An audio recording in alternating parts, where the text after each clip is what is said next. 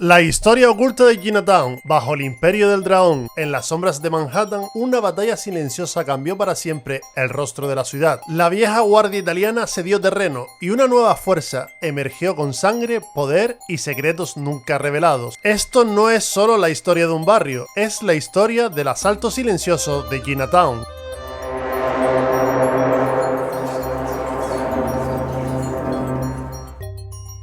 Chinatown, con sus faroles rojos y mercados bulliciosos, parece un enclave tradicional y atemporal, pero detrás de sus fachadas se libró una guerra imparable que redefinió la geografía criminal y cultural de Manhattan. Entre los años 70 y 2000, la expansión demográfica china, el declive de la mafia italoamericana y la especulación inmobiliaria se entrelazaron para transformar el barrio. Esta es la crónica de cómo Chinatown sobrevivió y se reinventó, cambiando para siempre el mapa del Bajo Manhattan.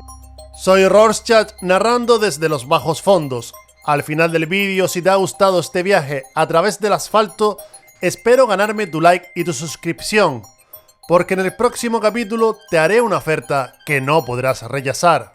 Sombras entre faroles, el nacimiento de Chinatown en el corazón podrido de Nueva York. En el corazón del Bajo Manhattan del siglo XIX había una intersección de calles que olía a humedad, violencia y desesperación. Se la conocía como Five Points y era mucho más que un barrio pobre. Era una herida abierta en la piel de la ciudad. Allí donde convergían Baxter, Ward y Mulberry sobre la colina Bayard, donde hoy se alza Columbus Park, se apretaban callejones oscuros, edificios vencidos por la peste y el tiempo y una maraña humana de origen incierto. Irlandeses, italianos, afroamericanos, judíos del este europeo, todos lanzados a un mismo abismo urbano donde la ley apenas llegaba y las epidemias se mezclaban con los gritos de pandillas callejeras y el murmullo permanente del hambre. Fue en esa atmósfera de miseria y caos donde comenzó a formarse un enclave inesperado. Un puñado de inmigrantes chinos, desplazados del oeste tras haber buscado fortuna en las minas de oro y en los ferrocarriles, empezaron a asentarse en los alrededores de Bell Street y Mott Street. No llegaron por azar. Tras las guerras del opio y el colapso del sur de China, miles de hombres, casi todos sin familia, buscaron refugio en California. Pero allí los disturbios antichinos como los de San Francisco en 1877 y el creciente racismo institucional los empujaron a buscar un nuevo horizonte. Ese horizonte fue Nueva York. Aquel pequeño grupo fundacional se agrupó en el viejo bicentro del Five Points, creando una comunidad en la sombra. En 1870 apenas se registraban unos 200 chinos en toda la isla de Manhattan. Para 1882 ya eran más de 2000. La mayoría vivía hacinada en cuartos minúsculos donde era normal que 5 o 10 hombres compartieran espacio, cama, comida y destino. Era una sociedad de solteros forzados porque las leyes migratorias restringían severamente la llegada de mujeres. Frente al rechazo sistemático del mercado laboral, los recién llegados optaron por oficios que los blancos despreciaban: lavanderos, cocineros, restauradores. Las lavanderías chinas se multiplicaron rápidamente en sótanos, bodegas y trastiendas, convirtiéndose en el pulmón económico del barrio. Allí los hombres pasaban horas lavando ropa a mano, en jornadas extenuantes, mientras afuera el mundo los miraba con sospecha. También surgieron casas de té y modestos restaurantes con decoraciones orientales, donde los propios chinos encontraban algo de hogar entre platos de arroz y sopa caliente. Estos locales eran mucho más que comedores, eran refugios culturales, puntos de encuentro, salones sociales donde se hablaban cantonés y se tejían redes invisibles de solidaridad, y con el tiempo empezaron a atraer la curiosidad de los neoyorquinos no chinos, que veían en ellos un exótico pintoresco o una amenaza latente.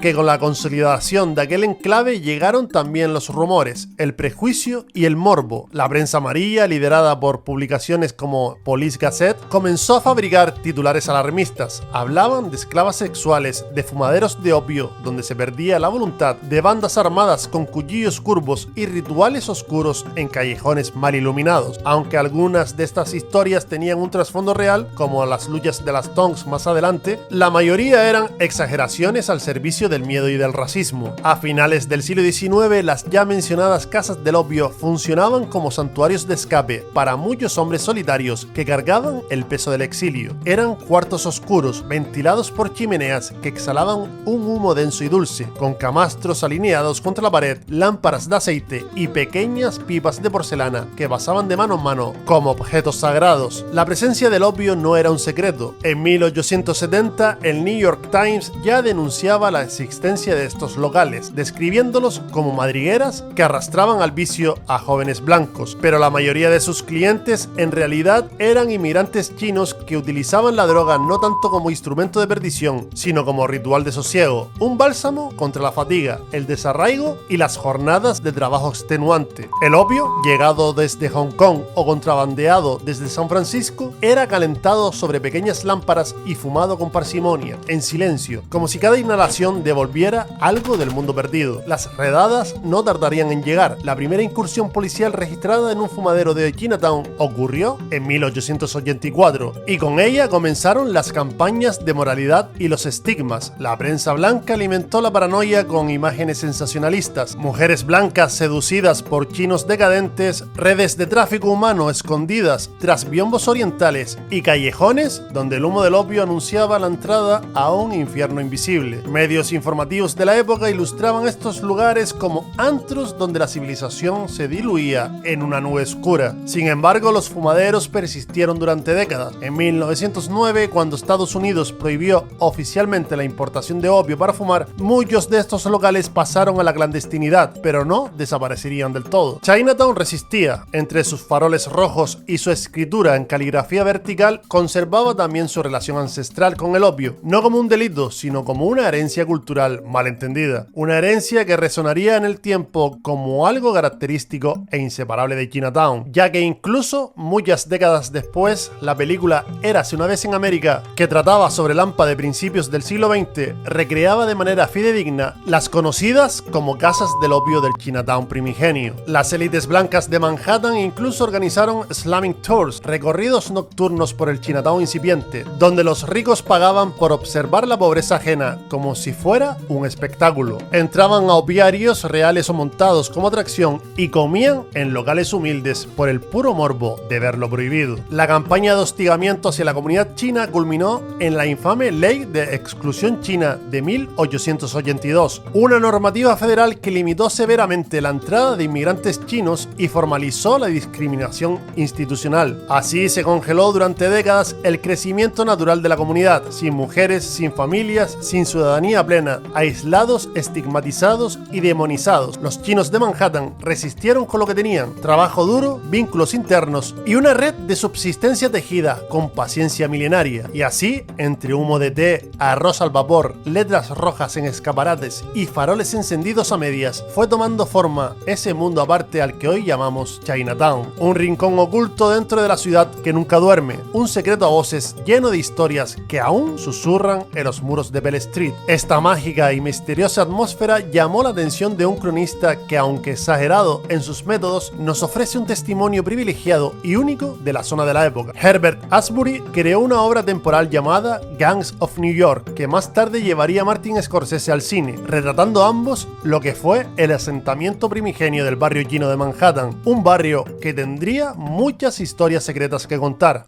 La creación de las tongs entre el incienso y la pólvora. Chinatown no nació solo entre faroles rojos, tazones de arroz y letras talladas en madera. Nació también en medio del miedo, del prejuicio y de una tensión que durante décadas se palpaba bajo cada letrero en cantonés. Mientras la ciudad de Nueva York expandía sus avenidas hacia el norte, en las callejuelas del sur, donde el Five Points se disolvía entre ruinas, tomaba forma un mundo aparte, un mundo con reglas propias, con un idioma incomprensible para los oficiales anglosajones y con una red de ayuda mutua tejida a la fuerza por quienes no tenían a nadie más. Frente a la exclusión, los inmigrantes chinos construyeron sus propios escudos. Organizaciones basadas en lazos de clan, dialecto o aldea de origen empezaron a funcionar como estructuras de protección. Algunas eran simples asociaciones de vecinos, otras se parecían más a logias secretas, y de esa mezcla surgieron las tongs, fraternidades que lo mismo ofrecían ayuda al recién llegado como lo lo castigaban si rompía sus códigos internos. Con el tiempo, esos lazos dispersos se centralizaron en una organización madre, la Chinese Consolidated Benevolent Association, una especie de gobierno no oficial que resolvía disputas, recogía cuotas, imponía disciplina comunitaria y representaba al barrio ante las autoridades blancas que apenas entendían qué pasaba dentro de aquellas calles curvas. Pero no todo era armonía, las diferencias de origen y de ambición fueron sembrando fisuras. A principios del siglo XX, dos grandes organizaciones rivales, Hip Sing y On Leong, comenzaron a disputarse el control de los negocios, las apuestas y el poder informal de Chinatown. Sus enfrentamientos transformaron las esquinas de Doyers, Pell y Mott Street en verdaderos campos de batalla. El lugar más siniestro de todos, Doyer Street, pronto ganó su apodo, The Bloody Angle, un ángulo cerrado y peligroso donde los asesinos hacían emboscadas con haya en mano y podían desaparecer entre callejones antes de que alguien gritara siquiera. Funcionarios encargados de hacer cumplir la ley llegaron a afirmar que más personas murieron violentamente en el ángulo sangriento que en cualquier otra intersección de las calles de los Estados Unidos. De ese caldo de cultivo emergieron dos figuras opuestas, ambos chinos, ambos poderosos, pero cada uno con una visión antagónica del destino de su pueblo. El primero de ellos fue Tom Lee, el silencioso arquitecto del orden en Chinatown. De origen cantonés, Lee fue uno de los primeros líderes comunitarios con conexiones reales más allá del barrio. Fundó en 1880 la On Leong Tong, no solo como hermandad comercial, sino como una estructura de poder con reglas, alianzas y armas. Según el propio Asbury, se podía ver a Tom Lee en las famosas guerras de tongs disparando de cuclillas a sus enemigos en las esquinas del barrio chino. Bajo su mando, la On Leong controlaba las principales salas de juego del vecindario y se convirtió en una de las organizaciones más influyentes del este del país. Tom Lee no necesitaba un revólver en la mano, su verdadera fuerza residía en los despachos del Tammany Hall. Fue nombrado incluso alguacil adjunto, actuó como mediador judicial y organizó grandes picnics con políticos blancos para lavar la imagen del barrio. En sus mejores días era descrito como el alcalde de Mott Street, pero detrás de ese barniz de respetabilidad, su tong dominaba el juego, el opio y la prostitución. Protegía a su gente y los controlaba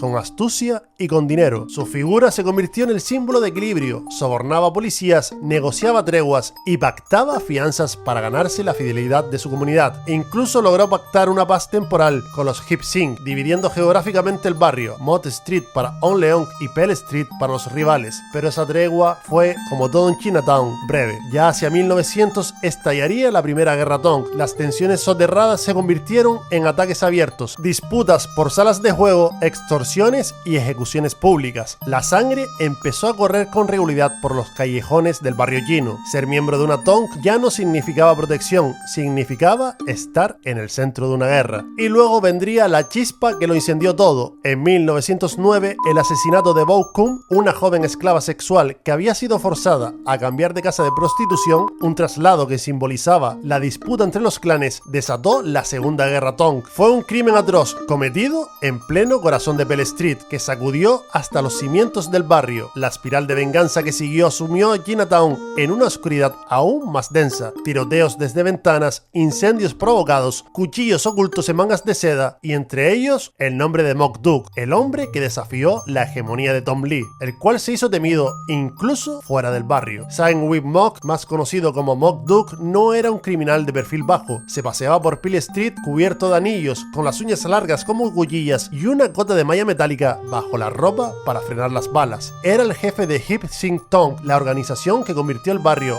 en un tablero de guerra. Fundó su propia red de apuestas, fumaderos y burdeles, reclutó hatchmen y caminaba entre sombras y alfombras rojas. Fue arrestado solo una vez, en 1912, por manejar una lotería clandestina, lo cual hizo que lo enviaran a la cárcel de Sing Sing, pero todo fue en vano ya que al salir su poder estaría intacto. En 1911, la incautación de un cargamento de opio por valor de $10,000 encendió la Tercera Guerra Tong. No era una pelea menor, el opio, inhalado en fumaderos ocultos bajo restaurantes o lavanderías, era un negocio millonario. En estos sótanos sombríos decorados con biombos de bambú, camas estrellas y lámparas bajas, los adictos, chinos y no chinos, se perdían durante horas en una niebla densa, ajena al bullicio de la ciudad. El control de ese tráfico desató nuevas venganzas, nuevas emboscadas, nuevas tumbas sin nombre, y cuando parecía que la calma se abría paso, la traición hizo estallar la la Cuarta Guerra. En 1924, miembros desertores de la On Leong se pasaron a la Hip Sing, llevándose consigo secretos, dineros y contactos. El resultado, una guerra prolongada que ya no se limitó a Chinatown, se expandió a Brooklyn, el Bronx y hasta Nueva Jersey. Durante casi una década, la violencia Tong se dispersó como una niebla amarga por todo el área triestatal. No fue hasta 1933 que una tregua negociada, presionada desde la comunidad china y respaldada directamente por diplomáticos, logró apagar las llamas. La policía, impotente o comprada, observaba desde fuera. Las redadas eran teatrales. Las fotos mostraban a jefes Tong saludando como inspectores honorarios, mientras detrás, en los callejones, los cuerpos seguían cayendo. Porque si algo define a Chinatown es que nada es lo que parece, y en cada esquina aún resuena el murmullo de lo que una vez fue, un mundo escondido entre el incienso de los templos y la pólvora de las Tong, entre el canto de los misioneros y el estruendo del revólver. Tom Lee murió antes de ver la última guerra. Mock Duck lo sobrevivió, retirado en Brooklyn, lejos del barrio que ayudó a convertir en leyenda, pero ambos dejaron una marca imborrable. Durante décadas, sus nombres recorrieron el vecindario como leyendas enfrentadas, encarnando la doble alma de Chinatown, la del pacto y la traición, la comunidad y el crimen, el humo y la sangre. Porque bajo los faroles rojos y los dragones tallados siempre hubo otra historia, una historia que no se cuenta en los tours turísticos, una historia de guerras invisibles y sombras con cuchillos largos.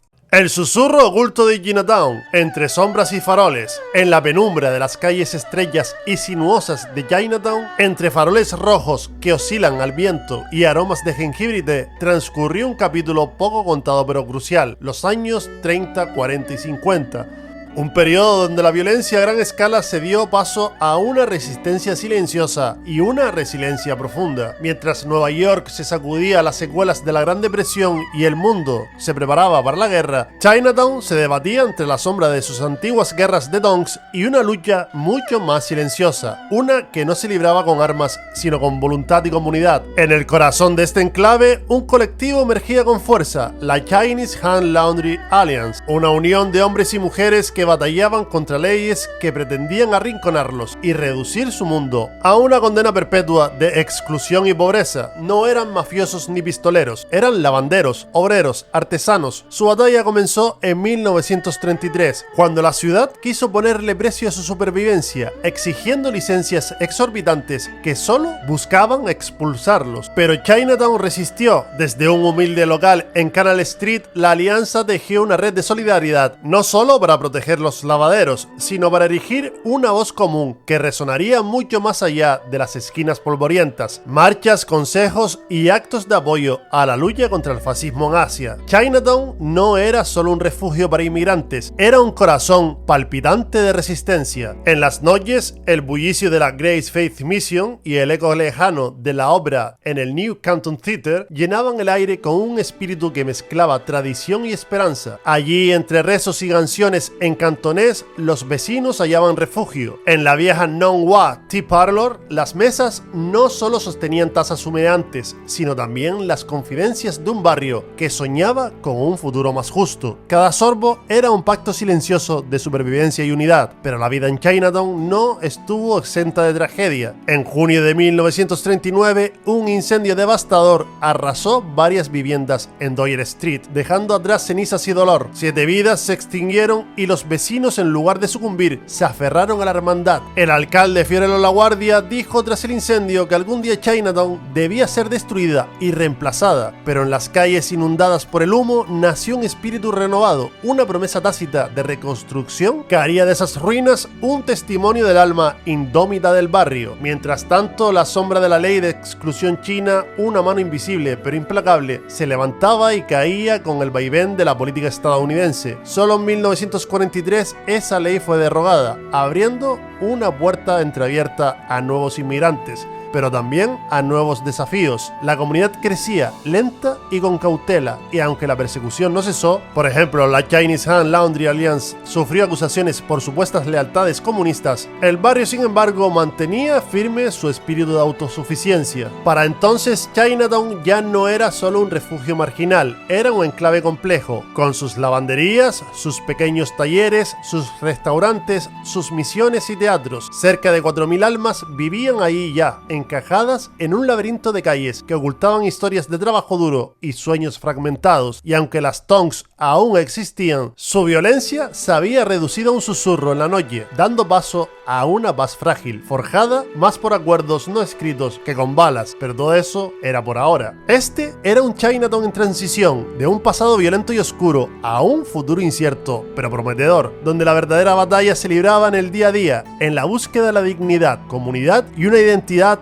que nadie pudiera arrebatarles. Los años 30 a los años 50 no son solo un espacio vacío en la historia de Chinatown, con el susurro oculto tras las leyendas de sangre, la historia de un barrio que aprendió a sobrevivir entre sombras y faroles y a resistir sin estridencias, a renacer en silencio. El nuevo crimen organizado de Chinatown. Chinatown vivió en las décadas de 1970 y 1980 una oleada de violencia protagonizada por pandillas juveniles de inmigrantes de Hong Kong. Estas bandas, como los God Shadows, Flying Dragons o White Eagles, entre otras, operaban bajo la sombra de las Tongs tradicionales, la On Leon y la Hip Sing, y en ocasiones se aliaban con triadas chinas o incluso con la mafia italoamericana. Se encargaban de extorsionar restaurantes y comercios, custodiar casinos clandestinos, traficar heroína del Triángulo Dorado y defender a toda costa su territorio en las calles como Mott, Bayard o Pell. Y en esta nueva era dorada del crimen aparecieron una serie de personajes que encargan la turbulenta lucha por el control del barrio, con métodos brutales y alianzas inesperadas, todo hasta que finalmente cayeron. Jim Poi, más bien conocido como Nicky Louis, nació en Hong Kong a mediados de los años 50, llegó con su familia a Manhattan en los 60 y rápidamente se convirtió en el carismático líder de los God Shadows, una pandilla de unos 50 jóvenes inmigrantes de Hong Kong que aterrorizaban Chinatown, protegiendo el territorio del Tong On Leon. Cada noche patrullaba Mott Street armado, vigilante de cualquier desafío de sus rivales. Bajo su mando, los God Shadows pasaron de exigir propinas en restaurantes a controlar casinos ilegales y cobrar protección a los dueños de comercios. Además, la banda se involucró en el tráfico de heroína traída desde Asia vía Canadá hasta toda la ciudad. Nicky Louis era famoso por su extrema dureza, temperamento que mostraba incluso ante la policía. Un reportaje de la época lo describe como un joven flaco de ojos intensos, siempre al acecho. Un verdadero hueso duro de roer que llegó a Chinatown para cosas más grandes y se volvió implacable contra sus enemigos. Durante los años 70 libró sangrientas guerras contra las bandas rivales. En 1978 los God Shadows emboscaron a los White Eagles en Bayard Street. En esa batalla resultó herido con disparos del líder enemigo Paul Ma. Cuando la policía se presentó en el lugar del crimen, mientras Nicky Louis yacía aún herido en la carretera, él les respondió con un contundente "que te jodan". Su habilidad para evitar la muerte por bala hizo que su figura se elevara a la categoría de leyenda, aportando un áurea de misterio a su alrededor. Sin embargo, la opulencia de Louis pronto despertó la atención de las autoridades. A mediados de los 80 se produjo la mayor ofensiva contra su grupo. En 1985, él y otros 24 fantasmas fueron acusados en un macroprocesamiento federal bajo la ley RICO. El expediente judicial detalló que la pandilla dominaba Mott Street con un patrón de crímenes extenso, entre los que se incluía la extorsión, las apuestas ilegales, el robo, el secuestro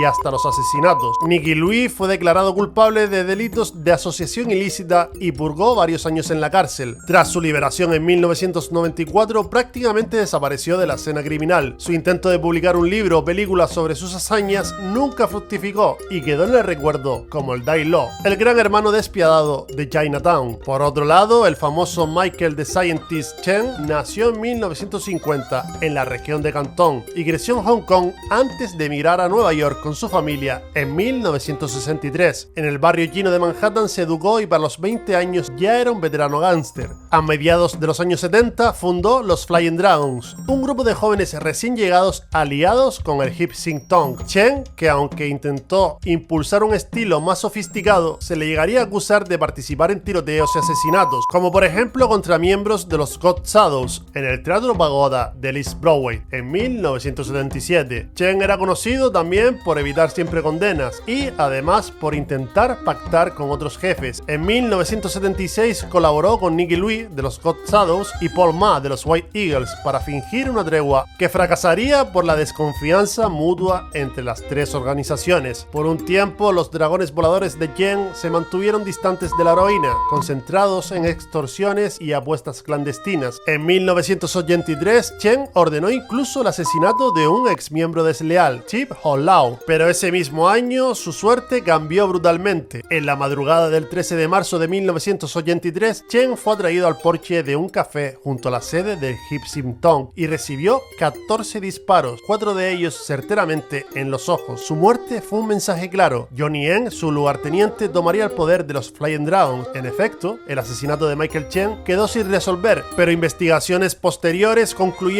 que había sido consecuencia de disputas internas y del consentimiento tácito del liderazgo de la Hip Sin. Con la desaparición de Chen terminó la etapa inicial del narcotráfico en Chinatown. Su legado quedó en la historia como el de un jefe frío y calculador, el científico, que fue desplazado por la nueva escuela gángster. Eng Chiu-hang, también conocido como Johnny Eng, nació en 1958 en Hong Kong y fue quien heredó el trono de los Flying Dragons. Eng emigró de niño a Estados Unidos y en los años 80 ya era un veterano de Lampa. Bajo su mando, la pandilla se volcó de lleno en el tráfico internacional de heroína. Según documentos judiciales, a finales de los 80, Eng era considerado como uno de los 5 mayores traficantes de heroína de Nueva York. Su apodo, Onion Head, o también Machine Gun Johnny, venía de su reputación violenta y de sus métodos brutales para mantener el negocio de la droga. En 1989, ante la presión de la justicia, Eng huyó a Hong Kong. Fue capturado allí el mismo año y extraditado a Estados Unidos en 1991 y condenado finalmente en 1992 por cargos de contrabando de heroína. Al año siguiente recibió una sentencia ejemplar, 24 años de prisión, una multa millonaria y la confiscación de propiedades, incluida una finca de entrenamiento para metralletas de los dragones. De ese modo quedó fuera de combate hasta su liberación en 2010. En esta última instancia, Johnny Eng puso fin a la era de los traficantes independientes de Chinatown. Su captura y condena junto a la de otros altos miembros de los dragones en la década siguiente desmanteló la red de drogas que él había construido. La trayectoria de estos caudillos marcó la época más convulsa del Chinatown neoyorquino. Sus pandillas, antaños alineadas con las Tongs tradicionales, terminaron rivalizando entre sí hasta que las redadas federales de los 90 desmantelaron sus imperios. Por ejemplo, en 1994 se procesó a 33 miembros de los Flying Dragons por asesinato, tráfico de heroína, extorsión e incendios. Un golpe que prácticamente acabó con los últimos vestigios del orden mafioso clásico en el barrio. La conexión de Chinatown con la Cosa Nostra dio paso a un control policial más férreo que eliminó a los grandes capos callejeros. El rastro de Louis, Eng, Chen y Paul Ma permanece en la crónica criminal de la ciudad. Hoy sus hazañas se estudian en crónicas y documentales, siendo así el testimonio de una guerra urbana que definió una década entera en Chinatown. Pero no todas las pandillas chinas estaban bajo el paraguas de las viejas Tongs. En los años 80 y 90, la Fuk Chin Gang emergió como una fuerza brutal cimentada en guerras callejeras, extorsiones y tráfico humano. Desde 1989, su líder indiscutido fue Guo Liangqi, alias Akai, quien fue llegado desde Fujian en 1981. Su ascenso culminó en enero de 1994, cuando ordenó el asesinato de 2 miembros disidentes, lo cual desató una investigación federal que acabó con su captura en Hong Kong. Ya en Estados Unidos, Akai aceptó colaborar con la justicia, revelando el engranaje oculto de las mafias chinas. Aquel engranaje incluía a Chen Chui Ping, conocida como Sister Pink, la mente detrás del mayor esquema de contrabando humano en la historia de Chinatown. Desde su discreto negocio en el barrio, coordinó durante más de 15 años una red que transportó ilegalmente hasta unos 3.000 inmigrantes, recaudando decenas de millones. Ella financiaba los barcos, controlaba las rutas y para garantizar los pagos recurría a los matones de Fu Qing, incluida la propia protección de Akai. Entre sus operaciones, el caso más célebre fue el del Golden Venture, cuyo naufragio frente a Queens en 1993 reveló el horror de aquel tráfico. Rehenes, deudas impagables y castigos brutales. El escándalo del Golden Venture marcó el principio del fin. Entre 1993 y 2000, tanto Akai como Sister Ping fueron capturados, extraditados y juzgados. Él como testigo, estrella en la fiscalía, ella como símbolo implacable de un negocio donde el exilio se pagaba con sangre. Condenada a 35 años de prisión, murió en una cárcel federal en 2014. Y mientras tanto, en la oscuridad de los callejones de Mott Street, cuando parecía que los God Shadows, los White Eagle y los Flying Dragons empezaban a declinar en su amenaza hacia el barrio chino, surgiría una nueva amenaza, más joven, más salvaje, más impredecible y además de otro país asiático. El nombre de la pandilla era Born to Kill, nacidos para matar. Ese nombre no era una simple etiqueta, era una declaración de intenciones. Mientras los God Shadows respondían a una estructura mafiosa más tradicional con jerarquías rígidas y conexiones antiguas con la On Leong, los Born to Kill, también conocidos como BTK, representaban una nueva ola de violencia. Una banda integrada por refugiados vietnamitas de primera generación, hijos del exilio tras la caída de Saigón, muchachos que no hablaban bien ni inglés ni cantonés, pero que sabían manejar un cuchillo, una pistola y un miedo que ya no sentían. Detrás de esa banda emergente estaba un nombre que los viejos jefes de Chinatown no pudieron ignorar: David Tai. Nacido en Vietnam del Sur, David Tai llegó a Estados Unidos como parte del flujo de refugiados tras el fin de la guerra de Vietnam, pero lejos de encontrar refugio, encontró marginalidad, abandono y hambre. Al principio fue joyero, aprendió el oficio en las calles, vendiendo relojes falsificados en Canal Street, hasta que entendió algo simple: el crimen organizado le ofrecía una escalera que el sistema le negaba.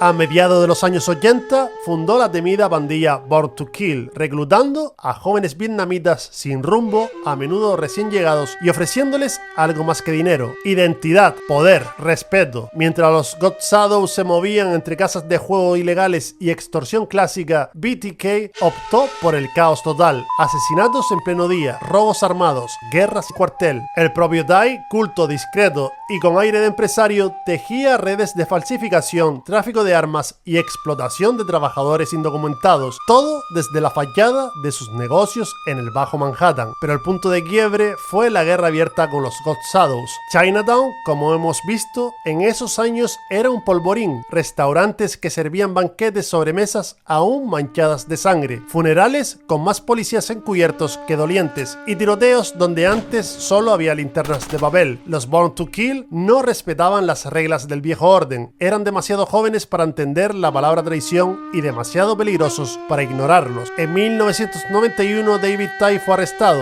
El FBI lo vinculó directamente con múltiples homicidios y una red criminal que abarcaba desde Nueva York hasta Florida. Fue condenado a cadena perpetua sin posibilidad de libertad condicional. Sin él, los Born to Kill comenzaron a fragmentarse, pero su legado quedó tatuado en el alma de Chinatown, porque los Born to Kill no solo desataron una guerra entre pandillas, también rompieron la hegemonía dominante del crimen organizado chino, en un barrio que a priori no era el suyo. Esta etapa de transición en el barrio chino, donde las pandillas estaban al servicio de organizaciones más grandes, se narraría en la película Manhattan Sur, de la mano del director Michael Cimino, donde las pandillas al servicio de las triadas dominaban la escena criminal con mano de hierro. Como hemos visto, gran parte del siglo XX estuvo dominado todavía por las venerables tongs que habían servido de apoyo mutuo a los inmigrantes. Sin embargo, tras los cambios políticos en Asia y la apertura de fronteras, emergió una nueva generación criminal. Documentos oficiales señalan que en los años 80 ya había en Estados Unidos estructuras de triadas establecidas clandestinamente.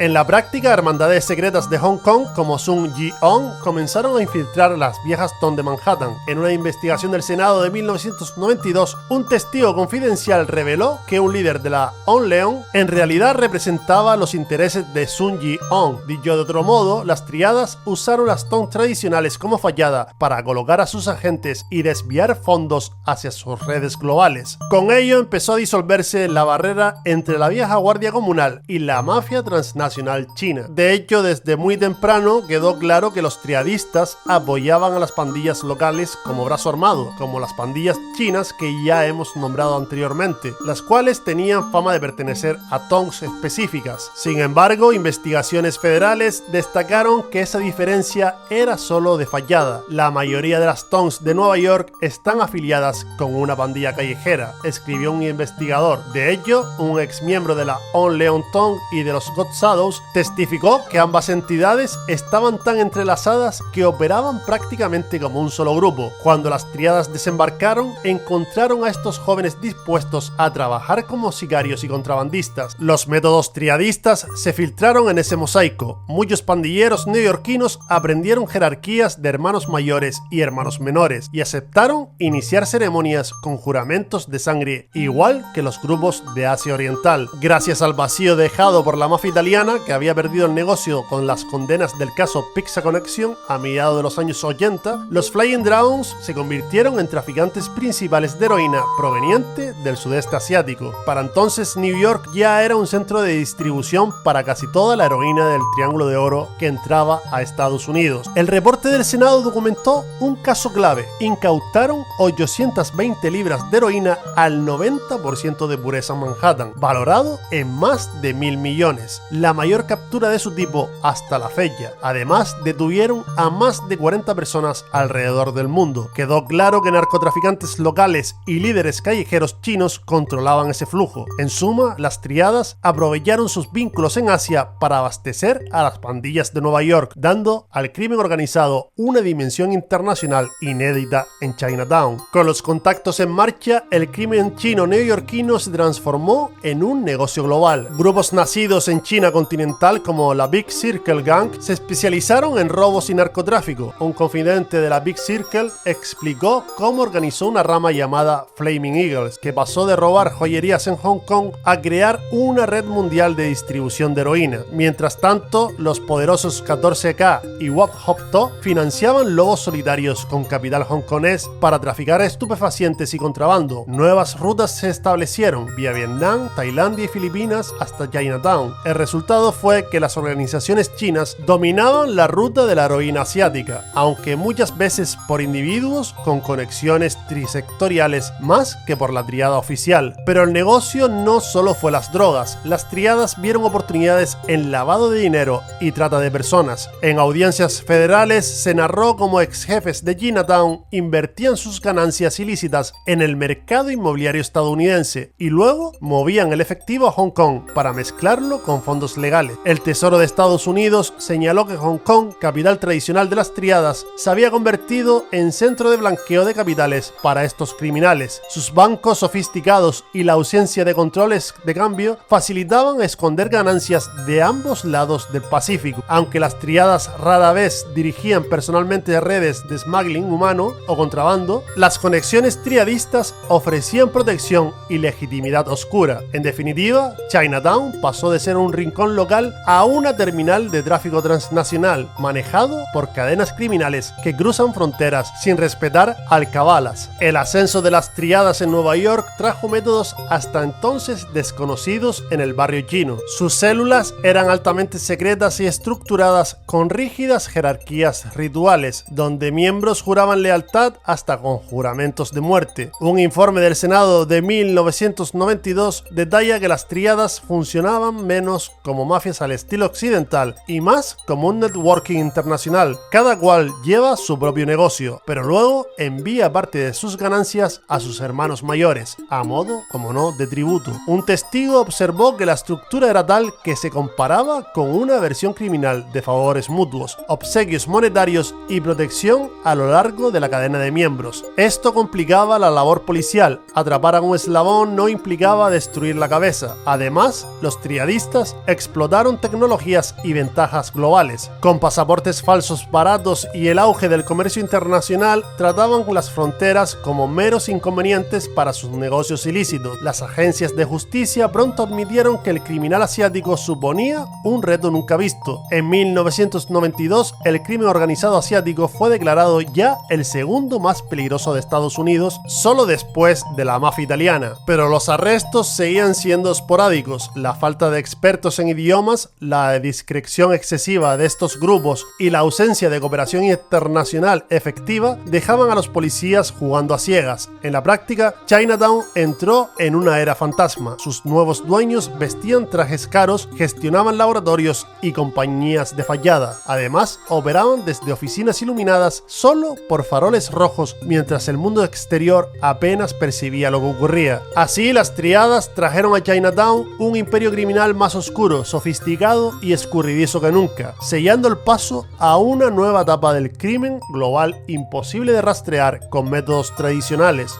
El asalto silencioso de Chinatown en Manhattan. En las últimas décadas del siglo XX, bajo el cielo grisáceo de Manhattan, una silenciosa conquista se tejía entre calles y callejones. Chinatown, hasta entonces un enclave modesto, comenzó a devorar lentamente los límites de la vieja y colindante Little Italy, redefiniendo para siempre el mapa de Nueva York. Esta metamorfosis no fue obra del azar, sino el resultado de una tormenta perfecta: la llegada masiva de inmigrantes chinos, el éxodo progresivo de la comunidad ítalo-estadounidense hacia los suburbios, el afán voraz de la especulación inmobiliaria y la silenciosa reorganización del poder criminal en el Bajo Manhattan. Tras el fin de las cuotas migratorias en 1965, el barrio chino experimentó un estallido demográfico sin precedentes. Lo que antes eran 7 manzanas históricas se extendió hasta alcanzar unas 55, borrando los bordes que dividían físicamente el mundo chino del italiano. Mientras tanto, la población italiana de Little Italy se desvanecía como un suspiro. Desde su punto álgido en 1910, la mayoría emigró en oleadas hacia los suburbios desde los años 50, y para el 2000 apenas un 8% de los residentes del área podían reclamar sangre italiana. Mulberry Street, corazón palpitante de la vieja Italia, se había transformado en un territorio donde predominaban los rostros y los letreros en mandarín, y el 81% de la población al sur de Grand Street hablaba chino como idioma materno. Esta expansión demográfica no fue la única fuerza que alteró el paisaje. La presión inmobiliaria se volvió una marea imparable. Inversores y residentes adinerados arribaron a un Bajo Manhattan deseoso de cambio, elevando los precios de la tierra hasta niveles impensables. Bloques enteros fueron reurbanizados, sustituyendo los comercios familiares italianos, pizzerías, carnicerías, cafés de barrio, por restaurantes chinos, tiendas electrónicas y galerías de arte alternativas. Una transición que mostraría perfectamente la película de Abel Ferrara, China Girl, una adaptación moderna de Romeo y Julieta cuando aún había cierta división étnica en el Bajo Manhattan. Las rentas en Chinatown se convirtieron en algunas de las más altas de toda la ciudad, arrastrando incluso a los comerciantes más veteranos fuera del mapa. Para captar a esta nueva clientela, en los años 90 nació el término Nolita, North of Little Italy, una etiqueta diseñada para vestir de modernidad un territorio que se vestía de loft y boutiques, dejando atrás el aroma de las tratorías tradicionales. Pero no fue solo el paisaje urbano lo que cambió. El poder en las sombras también se reordenó. A finales de los 80 y principios de los 90, el ocaso de la Cosa Nostra en Little Italy coincidió con el ascenso implacable de las Tong chinas. Los grandes mafiosos italoamericanos caían uno tras otro. En 1990, el famoso Rabbit Social Club de John Gotti en Mulberry Street fue allanado, marcando un golpe simbólico y real al imperio siciliano. Mientras tanto, procesos judiciales como el de la Pizza Connection desmantelaron las redes del narcotráfico italiano, dejando un lucrativo vacío. Fue entonces cuando las pandillas chinas como los Flying Dragons o los God Shadows se lanzaron a la vorágine del narcotráfico, aprovechando que la mafia siciliana ya no podía sostener su dominio. Chinatown se convirtió en un territorio sin ley, una tierra de nadie, donde las triadas y las bandas rivales se disputaban cada calle, cada esquina, en una guerra oscura y brutal. La relación entre mafias, sin embargo, nunca fue simplemente una batalla abierta. Informes de la época revelan vínculos ocasionales e incluso cooperación táctica entre pandillas chinas y mafiosos italoamericanos, un juego de alianzas ambiguas en la oscuridad, donde se cruzaban rutas de droga y se compartían territorios con una mezcla de respeto y recelo. Pero estas coaliciones fueron efímeras, desintegradas por la represión federal de los 90, cuando leyes como RICO aplastaron a ambos mundos, mientras que los líderes de las triadas cayeron tras barrotes al mismo tiempo que los últimos jefes italianos desaparecían de la escena pública. El resultado fue una Manhattan transformada. Little Italy quedó reducida a una sombra, un pequeño fragmento turístico. Para 2004, un cronista la describió como una vestidura exterior de 50 tratorias y cafés que apenas mantenían la memoria de un barrio que ya no era hogar de italianos de nacimiento. En 2010, menos del 5% de sus residentes se consideraban italoamericanos. En contraste, Chinatown emergió como el principal enclave chino de todo Estados Unidos, superando incluso al de San Francisco, con calles bulliciosas que conservan mercados de pescado, panaderías con letreros en mandarín y puestos repletos de productos orientales. Allí late la vida de la mayoría de los neoyorquinos de ascendencia china, en un entorno donde los faroles rojos se mecen sobre una mezcla de tradición ancestral y modernidad implacable. No es extraño que en una serie como Los Soprano, un simple paseo por Mulberry Street sorprenda al personaje con la súbita aparición de letreros y aromas chinos, marcando la frontera viva de dos mundos. Hoy lo que vemos en el mapa no es solo una división física, sino el resultado de una silenciosa conquista cultural y económica. Un barrio que se reinventa sin pausa, impulsado por historias de migraciones masivas, la fiebre inmobiliaria y una guerra no declarada entre mafias que, aunque fragmentadas, dejaron una huella imborrable en las entrañas de la ciudad. Chinatown ya no es solo un enclave étnico, sino un símbolo de poder, resistencia y transformación en la gran urbe, mientras que Little Italy se ha convertido en un recuerdo envuelto en nostalgia y luces tenues, porque en las sombras de la ciudad los barrios no solo cambian de rostro, sino que cuentan las historias que nadie quiere olvidar.